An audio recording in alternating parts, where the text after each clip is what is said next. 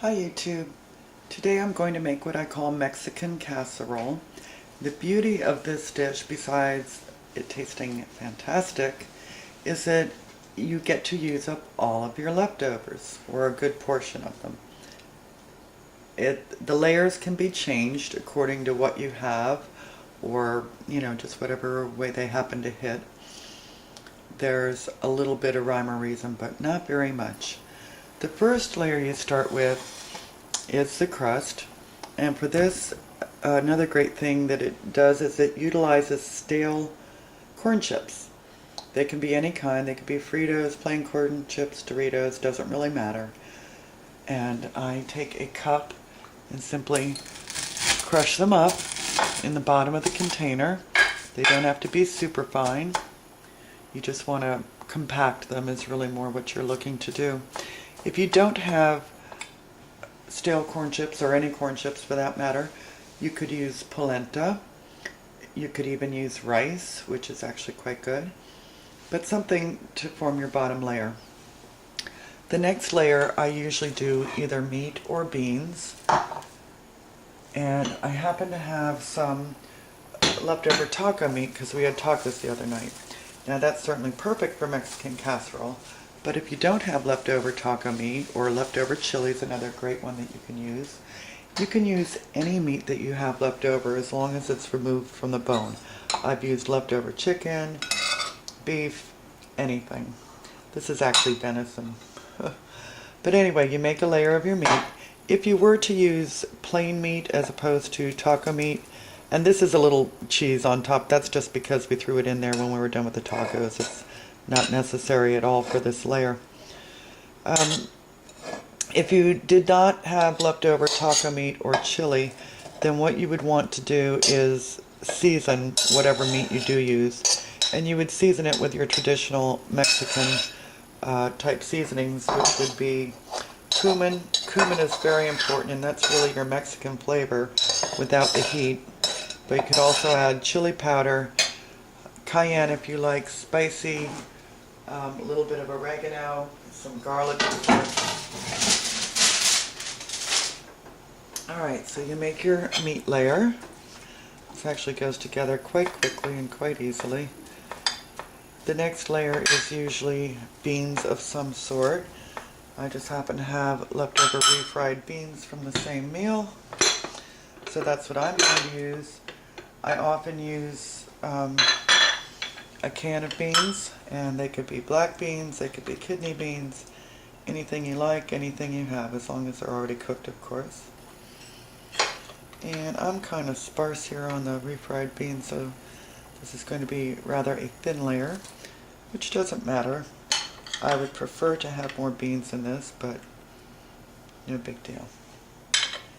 And in fact, if I thought there was room, I'd probably open a can of beans, but I am not going to do that. I'm going to forge ahead.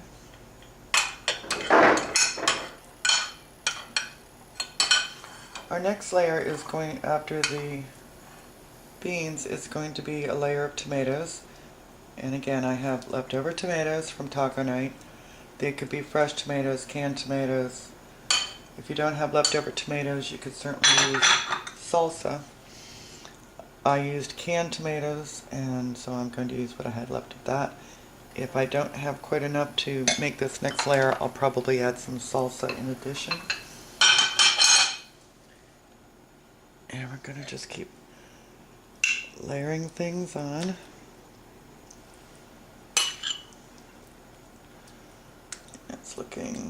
It's actually looking pretty good on the tomatoes. I might add a little bit of salsa because that looks just a little sparse, and I'm going to kind of push the layers down too, get some of the air out. Alright, I'll be back after I add a little salsa. I'm not going to have you wait for that. Alrighty, I added a little bit of salsa. Our next layer is going to be vegetable, and this could be absolutely any leftover vegetable that you have. I'm using broccoli, it could be beans, it could be corn, it could be a combination, it could be asparagus. Anything that you have, just chunk it right in.